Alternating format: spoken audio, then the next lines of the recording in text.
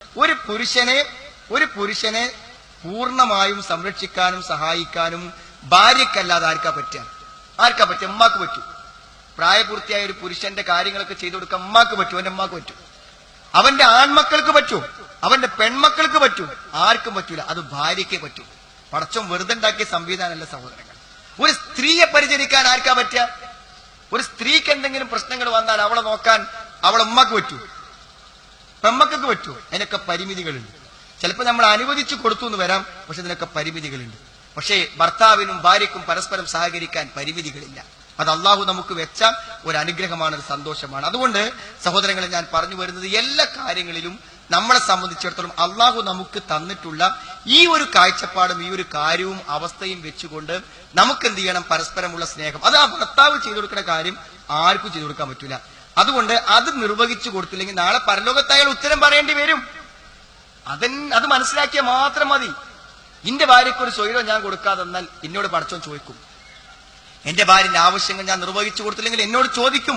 വല്ലദീനഹും ലിഅമാനാതിഹിം വഅഹ്ദിഹിം റാഊൻ വല്ലദീനഹും ബിശഹാദാതിഹിം ഖായിമൂൻ വല്ലദീനഹും ലിഅമാനാതിഹിം വഅഹ്ദിഹിം റാഊൻ. അമാനത്തുകൾ, കരാറുകൾ അതവർ പാലിച്ചു പോയി. എന്തൊരു കരാറ്! എന്റെ സഹോദരങ്ങൾ, അതിനേക്കാൾ വലിയ കരാറ് ഒരു പെൺകുട്ടിനെ നോക്കി വളർത്തുന്ന വാപ്പന്റെ കൈ പിടിച്ചിട്ട് ഞാൻ ഏറ്റെടുത്തു എന്ന് ആയിരങ്ങളെ സാക്ഷിയാക്കി നിക്കാഹിന്റെ സദസ്സിൽ അള്ളാഹിന്റെ പേരുച്ചരിച്ചുകൊണ്ട് പറഞ്ഞാൽ അതിനേക്കാളും വലിയ കരാറെന്താ? നാളെ പരലോകത്ത് പടച്ചോൻ ചോദിക്കൂലേ, നിനക്ക് സാധിച്ചിട്ടും നിനക്ക് കഴിഞ്ഞിട്ടും നീ നിന്റെ ഭാര്യന്റെ കാര്യത്തിൽ വീഴ്ച വരുത്തിയോ എന്നൊരു ചോദ്യം ഉണ്ടാവും സഹോദരങ്ങളെ. ഒരു മനുഷ്യന് കുറ്റമാവാൻ എന്തു മതി അറിയൂ? അവന് ഏൽപ്പിക്കപ്പെട്ടതിനെ പാഴാക്കി കളഞ്ഞാൽ മാത്രം മതി. അത് മാത്രം മതി പരലോകത്ത് കുറ്റകരമാണ്. ഈ ബോധം ഒരു പുരുഷനുണ്ടെങ്കിൽ സഹോദരങ്ങളെ, ആ വീട് നന്നായി. അതേ പറഞ്ഞ ദീനോട് പരിഹരിക്കുന്നു. ഇനിയിപ്പോ ഒരു സ്ത്രീന്റെ കാര്യം ആലോചിച്ചു നിങ്ങൾ. പല സ്ത്രീകളും എങ്ങനെ വെച്ചാൽ, ഞാൻ കുറ്റപ്പെടുത്തി പറയല്ല, ഈ പുരുഷന്മാര് ഭയങ്കരമായ ഒരു സ്വാതന്ത്ര്യം കൊടുക്കുമല്ലോ, ഉണ്ടാവും ഒരു സ്വാതന്ത്ര്യം. എനിക്കെന്റെ വാപ്പനോടും ഉമ്മനോടും ഇല്ലാത്തൊരു സ്വാതന്ത്ര്യം അതുണ്ടാവൂലേ? സ്വന്തം ഭർത്താവിനോടൊരു സ്വാതന്ത്ര്യം ഉണ്ടാവില്ല സഹോദരങ്ങൾ. എന്ത് പറയാനും എന്ത് സംസാരിക്കാനും എത്ര അടുത്തിടപെടാനും സ്വാതന്ത്ര്യമുണ്ട്. പിന്നെ ഈ സ്വാതന്ത്ര്യവും ഈ അവസ്ഥയും എന്താ നിങ്ങള് എന്ത് നിലക്കുള്ള ദേഷ്യപ്പെട്ട് വർത്താനം പറയാനും അയാൾ പറയുന്നൊക്കെ ചാടിക്കയറി മറുപടി പറയാനും എന്ത് പറയുമ്പോഴേക്കിനൊക്കെ അതിനൊക്കെ ദേഷ്യപ്പെടാനും ഇതിനൊന്നുള്ള സ്വാതന്ത്ര്യമല്ല അത്. കാരണം എന്താ അറിയും? ഒരു സ്ത്രീ ഏറ്റവും അധികം ബഹുമാനിക്കേണ്ടത് അവളുടെ ഭർത്താവിനെയാണ്. ഒരു സ്ത്രീക്ക് ഏറ്റവും അധികം കടപ്പാട് അവളുടെ ഭർത്താവിനോടാണ്. ഒരു പുരുഷൻ ഏറ്റവും വലിയ കടപ്പാട് അവന്റെ ഉമ്മയോടാണ്. നബിസാസം പഠിപ്പിച്ചത് അങ്ങനെയാണ്. അപ്പൊ സഹോദരിമാരെ, ഞാൻ നിങ്ങളോട് ചോദിക്കുന്നത്, നിങ്ങളുടെ ഭർത്താവുമായുള്ള ബന്ധം എത്രമാത്രം നല്ലതാണോ അതാണോ നാളെ നിങ്ങളുടെ പരലോകവും സ്വർഗം തീരുമാനിക്കുന്നതിന് പ്രധാന ഘടകം. ഞാൻ പറഞ്ഞു, ഇവിടുത്തെ കാര്യം നടന്നു പോകാനല്ല, നാളെ പരലോകത്ത് സ്വർഗം കിട്ടാൻ ഏറ്റവും പ്രധാനപ്പെട്ട ഒരു കാര്യം അതാണെന്ന് നിങ്ങൾ മനസ്സിലാക്കണം. യാതൊരു സംശയക്കാര്യത്തിൽ വേണ്ട. നമ്മളെ സംബന്ധിച്ചിടത്തോളം ഒരു സ്ത്രീ തന്റെ ഭർത്താവിന്റെ തൃപ്തി, സന്തോഷം അതനുസരിച്ച് പ്രവർത്തിക്കണം. ഞാൻ പറഞ്ഞത് ഭർത്താവിനോട് സംസാരിക്കാൻ പാടില്ലെന്ന്, വർത്താനം പറയാൻ പാടില്ലെന്ന്. ഒരു ആദരിക്കപ്പെടേണ്ട ഒരാളോട് കാണിക്കേണ്ട ആ ആദരവ് തോന്നണം.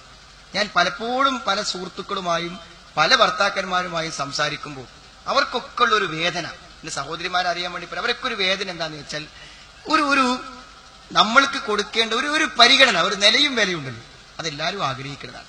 അത് നിങ്ങൾക്ക് മനസ്സിലാവുക എങ്ങനെ വെച്ചാൽ, നിങ്ങളുടെ കുട്ടികൾ നിങ്ങളോടൊരു അനാദരവ് കാണിക്കുമ്പോൾ നിങ്ങൾക്ക് മനസ്സിലാവും.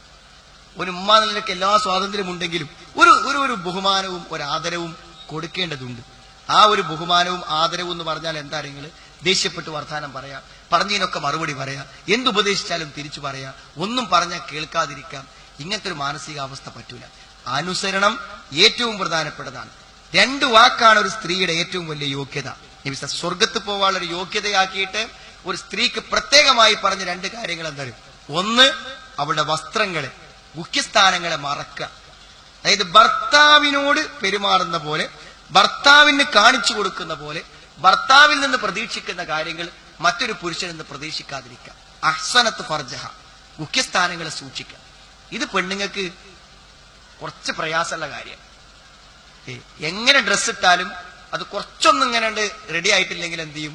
എന്തോ ഒരു കുറവുള്ള മാതിരി തോന്നും. അത് എത്ര ശ്രദ്ധിച്ചാലും എത്ര ന്യായീകരിച്ചാലും പൂർണ്ണമായും ശരിയായി എന്ന് പറയാൻ ബുദ്ധിമുട്ടുള്ള ഒരു കാര്യമാണ് ഹിജാബ്, വസ്ത്രധാരണം. മറ്റൊന്ന് പറഞ്ഞത് അത്താഅത്ത് ബഅലഹാദ, ഭർത്താവിനെ അനുസരിക്കാൻ. ഇത് ഞാൻ വെറുതെ പറയുന്ന ഒരു തത്വമല്ല. നരകത്തിൽ ഏറ്റവും അധികം സ്ത്രീകളെ കണ്ടു എന്ന് പറഞ്ഞിട്ട് നബിസ്ലാസം അതിന് പറഞ്ഞ വാക്ക് യക്ഫുർനൽ അഷീർ എന്നാണ്. ഭർത്താക്കന്മാരുടെ അവർ നന്ദികേട് കാണിക്കുന്നു എന്ന് പറഞ്ഞാൽ എന്തെങ്കിലും കാര്യങ്ങളും വർത്തമാനങ്ങളും മറുപടികളും പറയുമ്പോൾ ആ ഭർത്താവ് ഒന്നിനും കൊള്ളാത്തവനും ഒന്നും ചെയ്തു തരാത്തവനും തന്റെ കാര്യങ്ങൾ ഒന്നും നോക്കാത്തവനും ആണ്. ഒരു സ്ഥിരം പ്രയോഗം തന്നെ ഉണ്ട്. ഇന്റെ കാര്യത്തിൽ നിങ്ങൾക്ക് സമയമില്ലല്ലോ, നാട്ടുകാരെ എല്ലാ കാര്യത്തിലും നിങ്ങൾക്ക് സമയമുണ്ടല്ലോ എന്നൊരു പക്ഷേ സഹോദരിമാർ സ്ഥിരമായി പറയാനുള്ള ഒരു പ്രയോഗമാണ്. ഞാൻ കുറ്റപ്പെടുത്താൻ വേണ്ടി പറയല്ല. അപ്പൊ എന്താ അറിയൂ, ഭർത്താവിനോടുള്ള ഒരു ആദരവ്, ഒരു ബഹുമാനം, ഒരു സ്നേഹം, അതിന് സഹോദരിമാരെ നിസ്കരിക്കണ പോലെയും നോമ്പോൽക്കണ പോലെയും കൂലി കിട്ടും എന്ന് നഷ്ടം. മൂപ്പരിങ്ങനെ പറയാ, ഞാൻ അങ്ങനെ കേട്ട് നിൽക്കുക, എനിക്കൊന്നും പറയാൻ പറ്റൂല, ഇതെന്താ ഇത് കഥ എന്ന് ചോദിക്കേണ്ട ആവശ്യമില്ല. കുറച്ചേരം എങ്ങനെയുണ്ട് കേട്ട് നിന്ന് ഒന്ന് സഹിച്ചാൽ ഇനി കൂലി കിട്ടുമെങ്കിൽ ഇപ്പൊ എന്താ, കൂലി കിട്ടുമെങ്കിൽ ഇപ്പൊ എന്താ, യാതൊരു പ്രശ്നമില്ല. ഒന്ന് അത് വിശാല മനസ്സോടുകൂടെ കേൾക്കാൻ, അത് നമ്മുടെ ഭർത്താവ് നമ്മളോട് പറയുന്ന കാര്യങ്ങൾ അയാൾക്ക് എന്നെ പറയാൻ അവകാശമുണ്ട്, സ്വാതന്ത്ര്യമുണ്ട്. ചീത്ത പറയണമെന്നല്ല ഞാൻ പറഞ്ഞത്. എന്തെങ്കിലുമൊക്കെ ഒരു വിമർശനങ്ങൾ വരുമ്പോൾ തൽക്കാലം മറുപടി പറയാതെ ഒന്ന് മനസ്സ് സഹിച്ചു നിൽക്കാൻ, അത് ദീനോണ്ടേ പറ്റുള്ളൂ. അത് ദീനാണ് സഹോദരിമാരെ. അതൊരു സ്ത്രീ മനസ്സിലാക്കിയാൽ ആ സഹോദരിയെ കൊണ്ട് ഒരു പ്രയാസവും ഭർത്താവിനെ സംബന്ധിച്ചിടത്തോളം ഉണ്ടാവില്ല.